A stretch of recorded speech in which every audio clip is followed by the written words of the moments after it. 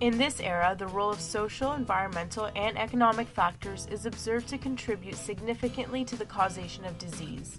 Poverty especially provides conditions which contribute to nutritional deficiencies, mental health, stress, and long-term disorders. Therefore, we wonder, can poverty make you sick? Extreme poverty is the most critical global social determinant of health and is defined as individuals who live on less than $1.75 per day. With this extreme limitation, it is difficult for one to afford adequate food, shelter, and access to affordable healthcare and medicine.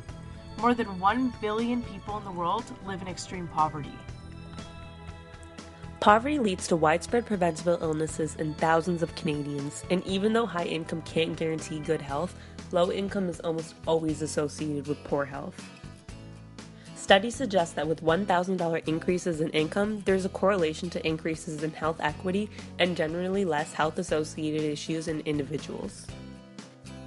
In a different study completed by Lightman, Wilson, and Mitchell, it was demonstrated that the poorest 1/5 of Canadians compared to the richest 1/5 have double the incidence rate of diabetes and heart disease, a 60% greater chance of having 2 or more chronic disease diagnoses, a bronchitis rate 3 times higher, and an arthritis rate that is 2 times higher. And on top of all that, the poorest 1/5 have a dramatic 358% increase of disability than the richest. This includes 128% more mental health and behavioral disorders, 95% more incidences of ulcers, and 63% more chronic conditions. Individuals living in poverty most often develop unhealthy habits, like consuming unhealthy foods and excessive drinking and smoking.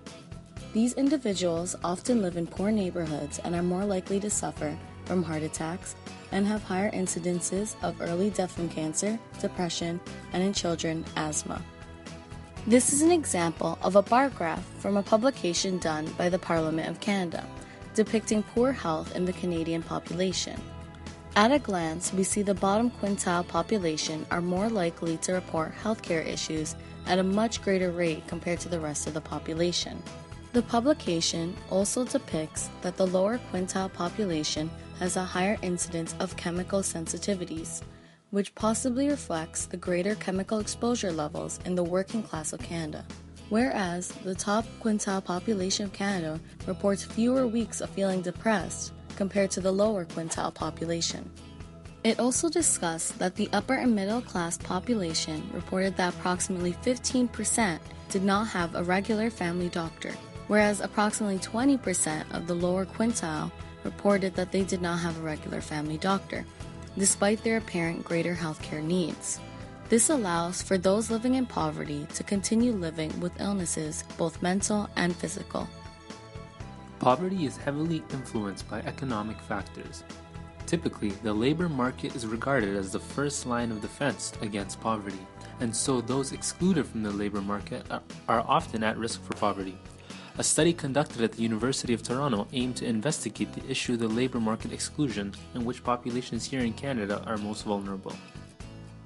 They found the most vulnerable groups in Canada to be unattached individuals aged 45 to 64, disabled individuals, recent immigrants, single parents, youth aged 16 to 24 who are currently not in school, and Aboriginal populations. Of these vulnerable populations, the most affected group in Canada continues to be Aboriginal people. Typically, those vulnerable populations that were excluded from the labor market were due to common determinants such as a lack of good health, lower levels of education, old age, and disabilities. However, these determinants only make it that much more difficult for future generations to break out of poverty, seeing as poverty tends to be cyclical. While it is important to note that economic deprivation is included in most definitions of poverty, it neglects the fact that there are also various social, political, and environmental determinants that are in play in which these vulnerable populations have no control over. For instance, let's take a look at environmental racism. It's a type of discrimination in which low-income or minority communities are forced to live in close proximity to hazardous or toxic environments. The Amsinan First Nations Reserve is located in Canada's Chemical Valley, which is near Sarnia in southwest Ontario. Indigenous communities located on this reserve are exposed to mercury pollution every single day, which is a known neurotoxin.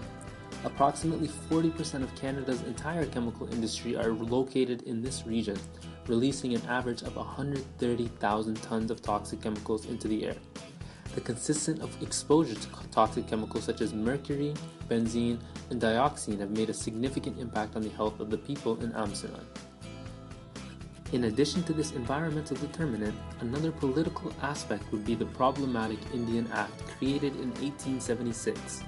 The Act is a Canadian federal law that governs in matters pertaining to Indian status, bans, and Indian reserves. It becomes problematic with bills such as Bill C-31, which doesn't allow Aboriginals to marry non-Aboriginal individuals, or they would lose their status and consequently be exempted from health benefits and treaty benefits. Essentially, this bill contributes to the high number of unattached individuals and single parents, which are also seen as another vulnerable population in Canada.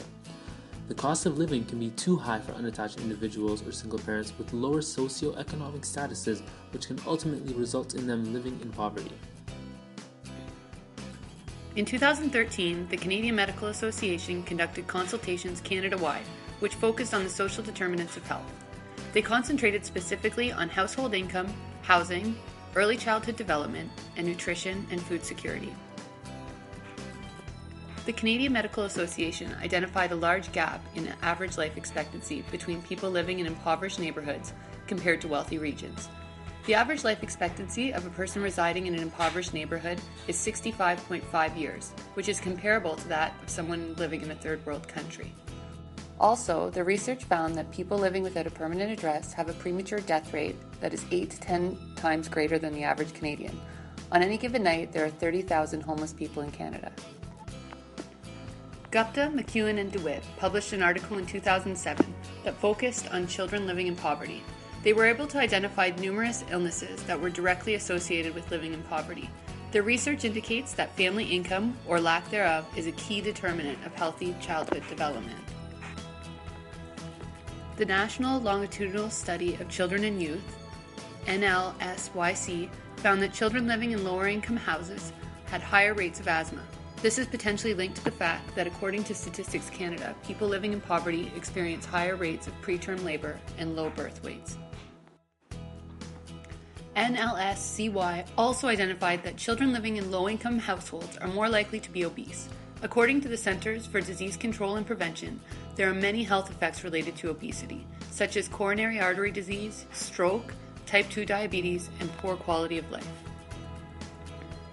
NLSCY research indicates that mental illness in children can be associated with lower academic achievement and poor social relationships. Longitudinal data shows that children living in poverty are more likely to experience emotional and behavioral difficulties. Gupta, McEwen, and DeWitt found that functional impairments such as vision, speech, hearing, and mobility loss are more likely to occur in children living in low-income homes. Children living in poverty are at 2.5 times more risk for low functional health than children living in high-income households. Financially disadvantaged families also have the greatest level of unmet supportive services. NLSCY found that children from lower-income families are less prepared for school. This lack of readiness can affect development and potentially lead to lower academic achievement and grade attainment. Both intentional and unintentional injury rates are higher among socioeconomically disadvantaged families. This can be contributed to lack of supervision and poor mental health due to chronic stress, maternal age, health, and educational attainment. These are just a few of the many examples that highlight the inequalities faced by vulnerable populations here in Canada. Future direction should involve the creation of policies that will assist those living with poverty and elimination of barriers such as the lack of access to education in order to increase social mobility here in Canada, and as a result, reducing the incidence of poverty. And so, to answer the proposed question of, can poverty make you sick? We strongly believe that there's a correlation between poverty and poor health based on the research and the facts collected.